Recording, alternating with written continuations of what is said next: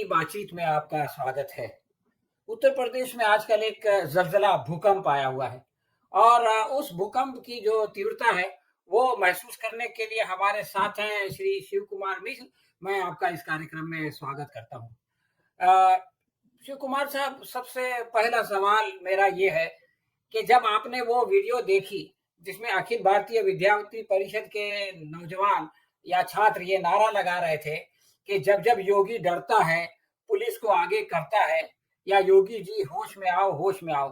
तो ये जब आपने देखा और सुना, तो आपको कैसा लगा? आपका धन्यवाद। आपने जो सवाल किया है वो बड़ा अचंभित करने वाला है। अगर अपने बाप से कोई उसका पुत्र ये सवाल करे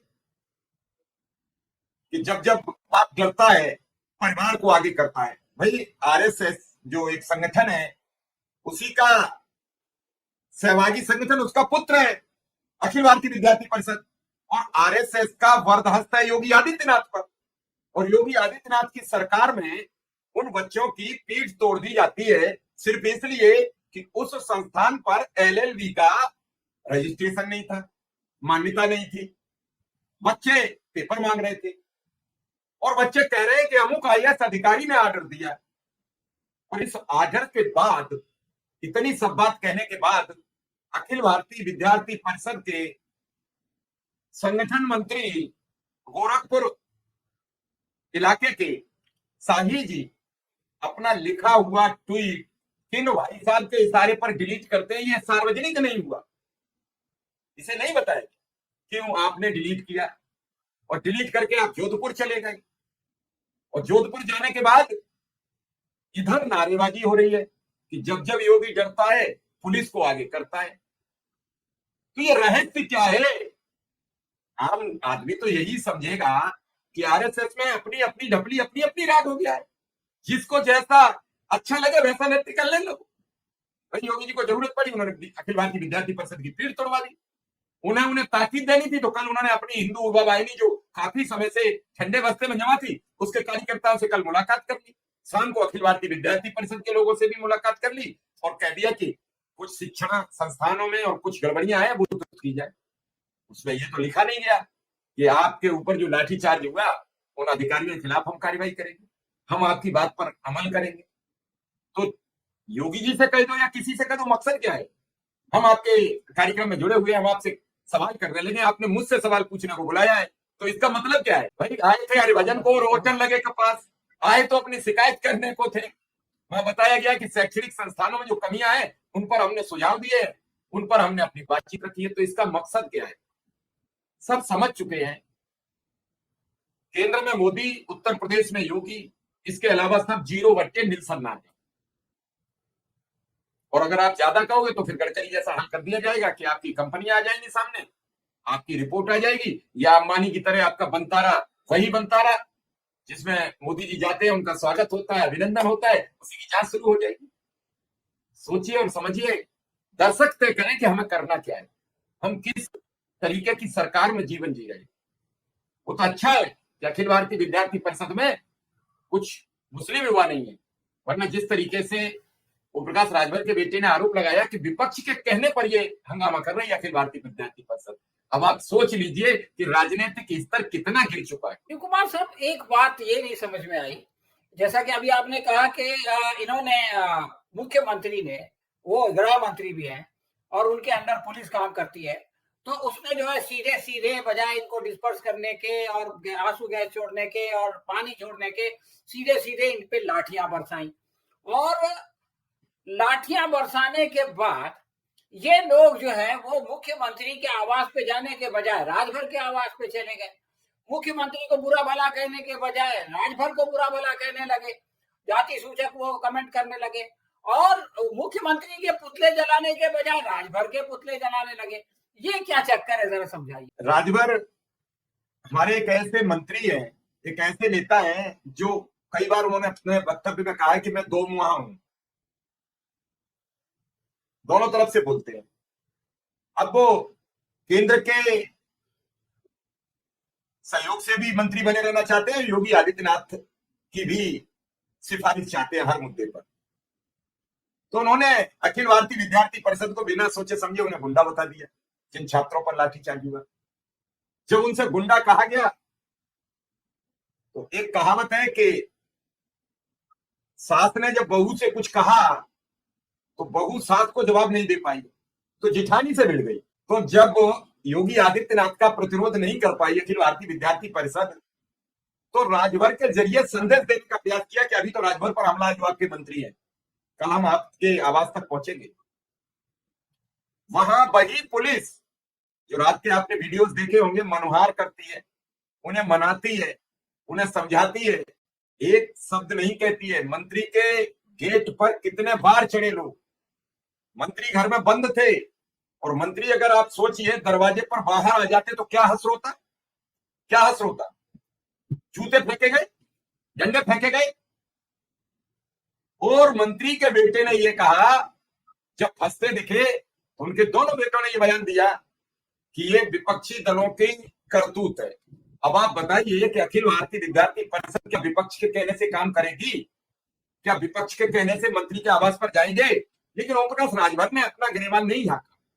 जिस दल के हम समर्थन से मंत्री बने हैं, जबकि पार्टी पूर्ण बहुमत की है, तो उसके विरोध में हम क्यों बोल रहे हैं? कल तक तो ओम प्रकाश राजभर मुस्लिम वोटरों से चुनकर आए, रोज मुसलमानों के खिलाफ बोलते हैं, रोज मुसलमानों के खिलाफ बातचीत करते हैं। क्यों? अब तुम दूसरे दल में शामिल हो गए हो। अगर सपा में रहकर ये काम करते तो अखिलेश यादव भी आपको पार्टी से बर्खास्त कर देते, निकाल देते, गठबंधन से बाहर कर देते। तो वो जल्दबाजी में अपने बयान में गिर गए थे। अपने ही सहयोगी को आप गुंडा बता दोगे। गृह मंत्रालय खुद योगी आदित्यनाथ पर है, तो इसलिए लोग सवाल ज्यादा खड़े कर रहे हैं। आपकी पुलिस ने पीटा है, आपकी सरकार में पीटा है। लोग यहां तक कह रहे हैं कि ऐसा तो कभी कांग्रेस की सरकार में कार्यकर्ता नहीं पीटे, ऐसे तो कभी समाजवादी पार्टी की सरकार मुलायम सिंह रैली, अखिलेश यादव रैली कभी नहीं पीटे, मायावती जी रैली उनके कार्यकाल में नहीं पीटे। अब योगी आदित्यनाथ की सरकार में पिटेंगे तो हम मुंह किसे दिखाएंगे? हम ही तो वोट मांगने जाते हैं, हम ही तो आपकी कार्यशैली जमीन पर उतारते हैं। इसी के चलते जो मुख्यमंत्री के साथ इनका एक प्रोग्राम था कल 7 तारीख का, वो रिजेक्ट किया गया, नहीं कैंसिल किया गया अंतिम दौर में। आप जानते हो कि कोई भी बड़ा प्रोग्राम किसी ऑडिटोरियम में होता है तो एक दिन में नहीं होता है, उसके लिए तैयारियां होती हैं, उसके लिए पूरी आने जाने की व्यवस्था, कार्यकर्ता, सब कुछ। और शाम को 6 बजे 6 तारीख को दोपहर में ये कैंसिल होता है। तो आरएसएस या नहीं समझ में आ रही है वो किसके साथ कितनी देर तक खड़ी है, किसको समर्थन कर रही है। और जब आरएसएस असहाय होती चली जा रही है, चाहे वो कुंभ का मेला रहा है, कितनी बार मोहन भागवत ने कहा मस्जिद में मंदिर मत खोजिए, क्या योगी आदित्यनाथ रुके? कितनी बार उन्होंने कहा कि हिंदू मुसलमान का डीएनए एक है, फिर भी बीजेपी की क्या हिंदू मुसलमान की जो रणनीति है वो पीछे हटी? जब नहीं हटी तो जब आरएसएस की नहीं चल पा रही तो ओम प्रकाश राजभर सत्ता में रहकर क्या चला लेंगे? सत्ता के तो केंद्र बिंदु हमने पहले भी बताए, फिर बताई देता है, 2 ही है। उत्तर प्रदेश में योगी आदित्यनाथ, केंद्र में नरेंद्र मोदी, और साथ तीसरा नहीं है। शिव कुमार साहब ये बताइए कि एबीवीपी को इसका बड़ा दुख है कि उनको गुंडा कह दिया। हालांकि गुंडा नहीं कहा उन्होंने, तो सिर्फ ये कहा कि गुंडागर्दी करेंगे तो पुलिस जो है वो कार्रवाई करेगी। लेकिन सवाल ये है कि अगर आपको इतना परेशानी है कि हमको गुंडा ना कहा जाए तो ठीक है, आप आंदोलन चला रहे थे अपनी यूनिवर्सिटी में, वो तो ठीक था। लेकिन जाकर के इन्होंने राजभर के घर पे जो कुछ किया वो गुंडाई नहीं है। और इन्हें तो लोग तो बनारस यूनिवर्सिटी में जब वो लड़की का जो है वो बलात्कार हुआ तो इनके लोग पकड़े गए। अभी जेएनयू में पिछले महीने इनके लोगों को जो है वो घुसने पे पाबंदी लगाई गई, इन्होंने लड़कियों को छेड़ा, इनके 4 लोगों ने। तो गुंडाई तो इनकी सारी दुनिया में फैली हुई है। मगर कोई गुंडा बोल दे आपको और ये कह दे कि भाई गुंडागर्दी करोगे तो पुलिस जो है वो करेगी, एक्शन लेगी, तो इसमें इतना परेशान होने वाली बात क्या है कि भाई आप आतंक इज्जत का मुकदमा कर रहे हैं और ये कह रहे हैं कि भाई हमारी इंसल्ट हो गई। सर ये बात आप कैसे कह रहे हैं? सरकार उनने बनवाई है, उनकी सरकार है, और उनकी सरकार में उन्हीं का मंत्री उन्हें गुंडा कैसे कह लेगा? वो इसीलिए तो राजभर का इस्तीफा मांग रहे, योगी आदित्यनाथ का तो मांग नहीं रहे, जिन्होंने सब पीठ तोड़वा दी। भाई घर में झगड़ा हो जाता है, कल लोग बैठ जाएंगे, फैसला करा देंगे, माफीनामा करा देंगे, राजीनामा करा देंगे। लेकिन ओम प्रकाश राजभर को क्या पड़ी थी इन्हें गुंडा कहने की? तुम तो इन्हीं की ताकत के कारण मंत्री बने हुए हो। ये बात तो विपक्ष कह सकता था, और विपक्ष ने गेंद फंसा दी। तो ओम प्रकाश राजभर ने सोचा कि समाजवादी पार्टी के लोग देखे आए हैं, कांग्रेस के लोग उन कार्यकर्ताओं से मिल आए हैं, तो क्यों नहीं हम अपनी बीजेपी के पास एक अच्छी साख बना लें। वो साख बनाने में फंस गए, और साख बनाने में इतने नहीं बुरी तरीके से फंस गए कि गुंडा कहते चले गए, और उस पत्रकार ने भी उतनी क्लिप काट कर अलग से वायरल कर दी। जब वायरल हुई तो हर जगह चल पड़ी। ओम प्रकाश राजभर अखिल भारतीय विद्यार्थी परिषद को गुंडा बता दिया। अब वो चंद बच्चों तक सीमित नहीं रही थी, अब अखिल भारतीय विद्यार्थी परिषद पर हमला था। तो जो बच्चे दिन भर अपने पिट जाने के बाद सरकार का विरोध करने का मौका तलाशते रहे, और सरकार ने कोई मौका नहीं दिया, पुलिस लगा दी और व्यवस्थाएं कर दी, कुछ हाउस अरेस्ट करा लिए, तो रात को उन्हें मौका जैसे ही मिला वैसे ही उन्होंने ओम प्रकाश राजभर के आवास पर हमला बोल दिया। अब आप सोचिए, उसी पुलिस ने उसी अखिल भारतीय विद्यार्थी परिषद का पीठ लाल कर दी, और वही पुलिस मंत्री के ऊपर होते हमला पर खामोश रही। वही पुलिस एक सामान्य यूनिवर्सिटी पर धरना देने पर पीठ तोड़ देती है, और मंत्री के आवास पर पुतला जलाने पर भी लाठी नहीं फटकारती है, भांजती है। तो ओम प्रकाश राजभर को तो समझ लेना चाहिए कि हमारी औकात क्या है इस दल में, हम यहाँ क्या पोजीशन में खड़े हैं, हम क्या भूमिका निभाएंगे। तो मंत्री जी को भी तय करना पड़ेगा। बाद में वो भी बैकफुट पर आ गए हैं, कुछ कह नहीं पा रहे हैं, समझ नहीं पा रहे हैं, अखिल भारतीय विद्यार्थी परिषद पर अब कोई बयान भी नहीं दे रहे हैं। आपको याद होगा, उत्तर प्रदेश की कांग्रेस की प्रदेश अध्यक्ष हुआ करती थी, उनका घर फूंक दिया गया। इतने बड़े नाम जुड़े होने के बाद भी कार्यवाही नहीं हुई। अगर आप इन सब चीजों में फंसे रहेंगे, इन सब बातों से बाहर नहीं निकलेंगे और राजनीति करना चाहते हैं, कैसे काम चलेगा। उत्तर प्रदेश की सियासत को अब तक समझ नहीं पाए हैं राजभर साहब। आपके बेटे ने कहा कि पुलिस ने अगर हमारे कार्यकर्ता छुए तो हम आंख निकाल लेंगे। योगी आदित्यनाथ के मंत्री दयाशंकर सिंह ने कहा कि अगर कोई योगी की पुलिस की आंख निकालेगा तो हम उसका कलेजा निकाल लाएंगे। शिव कुमार साहब, ये आंख निकालना और कान निकालना और जिगर निकालना और ये सब चीजें तो अपनी जगह पर है, लेकिन लोग ये भी बताते हैं कि राजभर साहब जो है वो उनके सुपुत्र केंद्र में मंत्री है, कि ये जो है राजभर साहब ये अमित शाह के इशारे पे काम करते हैं, और ये बात सभी जानते हैं कि योगी में और अमित शाह के बीच में एक शीत युद्ध चल रहा है बहुत लंबे अरसे से। और वो जो है डायरेक्टली तो उनको नीचा नहीं दिखा सकते, लेकिन ये कि उनके आदमी को नीचा दिखा दिया और अपने आदमी के जरिए से वो उनको नीचा दिखाने की कोशिश करते हैं। पिछली बार अभी ये भी हुआ था कि एक दिन योगी साहब दिल्ली आए तो उनकी 3-3 लोगों से मुलाकात हो गई, जबकि ऐसा होता नहीं है, नड्डा से, शाह से और मोदी से। तो ये जो इनकी लड़ाई है आपस की, क्या इसका भी कुछ ना कुछ हिस्सा है इस पूरे प्रकरण में? डॉक्टर साहब, आप पुराने आदमी हैं और आप जानते हैं भाजपा इसी गेम में पिछले 8 वर्ष से मजे लूट रही है उत्तर प्रदेश में, और 12 वर्ष से केंद्र में। कोई बता देता है ये शाह खेमा है, कोई बता देता है ये गडकरी खेमा है, कोई बता देता है राजनाथ खेमा। किसी खेमे में आज तक सवाल होते आपने सुने? ये हम और आप अपनी अपनी मंशा अपने हिसाब से सिद्ध करते रहते हैं। भाजपा का ये मानना है कि जब लंबे शासन में रहते हैं, यहां पिछड़ जाते हैं हम सब, तो ग्रुप बन जाते हैं, किसी का काम होता है किसी का नहीं होता है। तो उन्होंने कहा कि हम योगी आदित्यनाथ को अपदस्थ करने वाले हैं, ये खबर चलवा दो। तो जो हमसे नाराज भाजपा का ग्रुप होगा वो योगी आदित्यनाथ के पास चला जाएगा और वो योगी खेमे में शामिल हो जाएगा। कुल मिला के चाहे योगी के खेमे में रहो, चाहे अमित शाह के खेमे में रहो, चाहे मोदी के खेमे में रहो, चाहे गडकरी के खेमे में रहो, मोहर कहां लगती है, कमल पर या किसी और निशान पर, हम ये जानेंगे थोड़ा सा आपसे। और तो वही लगती है, जब मोहर वहीं लगती है सत्ता में कौन आएगा, और सत्ता में रहेंगे तभी आपका कुछ भला कर पाएंगे। तो ये अगर जिन मोदी शाह ने कोई इस्तीफा नहीं लिया, वो एकाएक देश के उपराष्ट्रपति जगदीप धनखड़ का इस्तीफा करा देते हैं एकाएक। और कब करा देते हैं? जब सदन चल रहा है, और कराते हैं उस दिन उनसे ये और कहते हैं कि बेटा 40 किलो जलेबी बांट के तब इस्तीफा देने जाना, ताकि ये संदेश न चला जाए कि हम दबाव में इस्तीफा दिया है। 40 किलो धनखड़ जी 21 जुलाई को जलेबी मंगाते हैं, सभी स्टाफ में बांटते हैं और रात को इस्तीफा दे देते हैं। वही राष्ट्रपति भवन अगस्त में जो आरटीआई डाली जाती है उस पर बताता है कि इस्तीफा का हमारे पास कोई प्रूफ नहीं है। वही दूसरी आरटीआई जो सितंबर में पड़ती है उसमें कहता है हमारे पास प्रूफ है। तो अब हम और आप किसे सच मानोगे? क्या करेंगे बहस, क्या करेंगे जिक्र? जब सब कुछ सोशल मीडिया और झूठ के पुलिंदों पर देश चल रहा हो, तो सच्चाई से रूबरू नहीं करा सकते, सच सामने नहीं ला सकते। आपने देखा चाहे वोट चोरी का मामला हो, आपने देखा चाहे अमेरिका से रिश्तों का मामला हो, आपने देखा पाकिस्तान पर हमले का मामला हो, आपने देखा चाइना से अभी नए संबंधों की बात हो। अब आप बताएं, चाइना में प्रधानमंत्री जाते हैं और मुस्कुराते हैं, सब फोटो आते हैं, वीडियो आते हैं, और जब भारत सरकार के सीडीएस योगी आदित्यनाथ से मिलते हैं, उनके यहाँ गोरखपुर में जाते हैं, तो क्या कहते हैं कि सबसे बड़ी चुनौती हमें चाइना से है।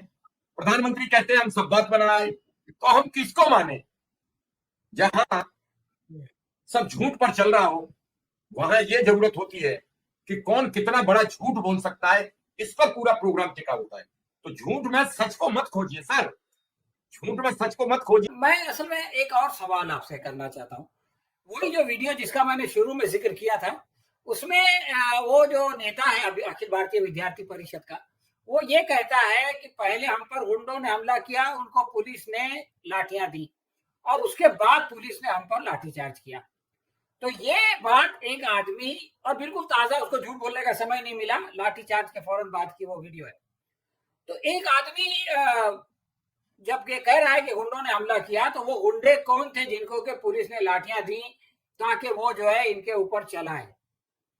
लोग बता रहे हैं कि हिंदू युवा वाहिनी के लोग थे। आपकी क्या सोच? देखो सर, जो यूनिवर्सिटियां हैं, अस्पताल हैं, ये इतने गुंडे पाल के रखते हैं, वो हम और आप किसी पे रख दो। अभी आप प्राइवेट अस्पताल में जाओ, प्राइवेट यूनिवर्सिटी में जाओ, सबके अपने अपने गुंडे मौजूद रहते हैं। वहां मैं इस बात से इत्तेफाक नहीं रखता हूं कि हिंदू युवा वाहिनी वहां पहले से बैठी हो। अब वो किसके थे? वो मेंबर हो सकते हैं हिंदू युवा वाहिनी के हो, इसीलिए उन्हें यूनिवर्सिटी में नौकरी मिली हो। अभी आपको मालूम है कि आरएसएस के लोग हर मंत्रालय में नौकरी पा रहे हैं, तो क्या हिंदू युवा वाहिनी के लोगों को प्राइवेट संस्थानों में नौकरी नहीं मिल सकती है? सही बात है, गुंडों की नौकरी मिलेगी। ये भाई ये बात सही है। तो फिर इसमें कुछ सोचने की बात ही नहीं है। वो चाहे हिंदू युवा वाहिनी के हो, चाहे यूनिवर्सिटी के हो। भाई आरएसएस ने अभी सारे मंत्रालयों पर अपनी पकड़ बना रखी है। मंत्री का ओएसडी आरएसएस का कार्यकर्ता, हर सांसद का ओएसडी आरएसएस का कार्यकर्ता। तो योगी आदित्यनाथ नहीं करेंगे अपने लिए? भाई जहां उन्होंने देखा कि प्रधानमंत्री के पद तक नरेंद्र मोदी के जाने का पूरा चक्र उन्होंने पढ़ा, उन्होंने कहा वो ब्यूरोक्रेट्स के जरिए गए, उन्होंने ब्यूरोक्रेट्स के जरिए अपने को हवाले कर दिया। अब उत्तर प्रदेश ब्यूरोक्रेट्स के जरिए चलता है, अधिकारियों के जरिए चल रहा है। क्या हो रहा है मुख्यमंत्री को लेना देना नहीं है। तो ऐसे में क्या करोगे आप? कई मंत्री हैं जो ऑफ द रिकॉर्ड बात करते हैं, तो वो सलीम साहब बताते हैं डॉक्टर साहब मैं एक बाबू का ट्रांसफर नहीं कर सकता हूं, और कई मंत्रियों ने तो सार्वजनिक कह दिया। तो अब इसके बाद क्या बचा है? तो वो किसी का भी गुंडे हो, गुंडे गुंडे हैं, लेकिन गुंडे अगर सत्ताधारी दल के हैं तो वो पापी नहीं होते, गुंडे विपक्ष के पापी होते हैं, गुंडे सत्ताधारी दल के नहीं होते हैं। आप महाराष्ट्र में देखते हो, मुंबई में आए दिन बवाल होते हैं, कितनी एफआईआर होती है। नहीं, शिव कुमार साहब, आखिरी सवाल। अभी मैं पढ़ रहा था ये एबीवीपी के बारे में, तो उनने, उनके एक नेता ने कहा कि देखो भाई, हमारा जो है वो सैद्धांतिक किसी के साथ वैचारिक जो है वो सहमति होती है, लेकिन हमारा असल काम जो है वो शिक्षा का क्षेत्र है, और जो है वो छात्रों का जो है वो भलाई करना हमारा असल काम है, और ये करने के लिए हम जो है कभी पार्टी वार्टी सरकार वरकार नहीं देखते। तो ये जब मैंने पढ़ा तो मेरे दिमाग में ये सवाल आया कि मैं आपसे पूछूं कि आप शिक्षा के क्षेत्र में इतना काम कर रहे हैं, बल्कि मैंने जिन लोगों को सबसे ज्यादा काम करते हुए देखा है वो उनमें से एक आप हैं।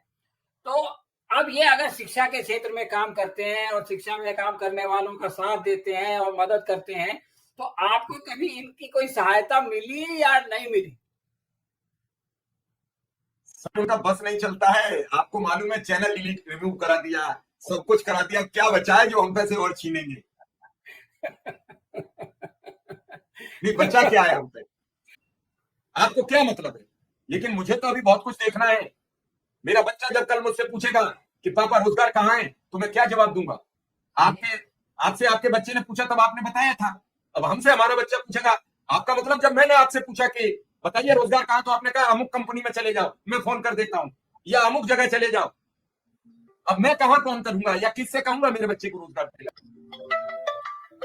ये समझने की जरूरत है।